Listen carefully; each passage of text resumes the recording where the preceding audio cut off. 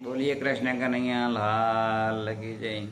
આજના શુભ દિને તમામ શ્રોતાજનોને મારા હૃદયભાવપૂર્વક જય શ્રી કૃષ્ણ। શ્રીમદ સદગુણ સ્થાલિનમ ચિદિ વ્યાપ્તમ જદિવ્યાકૃતિમ જીવે સાક્ષર મુક્ત કોટિ સુખદમ નૈકાવતારાધિપમ જ્ઞેયમ શ્રી પુરુષોત્તમ મુનિવરે વેદાર્ધિ કીર્તમ વિભુમ તન્મૂલાક્ષરયુક્તમેવ સહજાનંદમ ચ વંદેહિ સદા શ્રદ્ધા। તમામ શ્રોતાજનોને મારા હૃદયભાવપૂર્વક જય શ્રી કૃષ્ણ। ભગવાનનું સ્મરણ એ સતત રહેવું જોઈએ।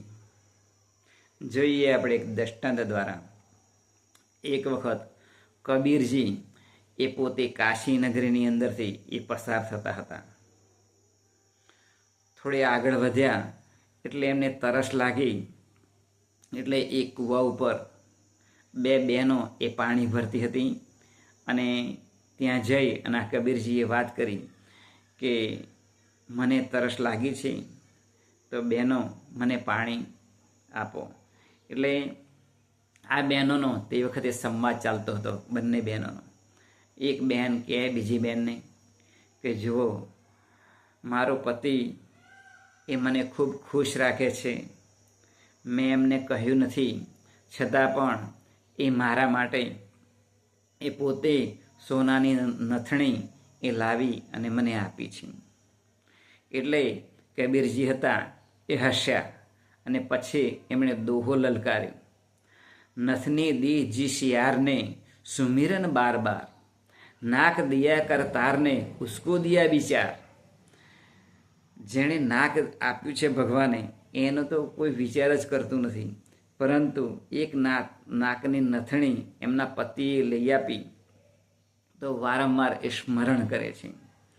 જો આમ આ સંસાર માયામાં ડૂબેલો છે।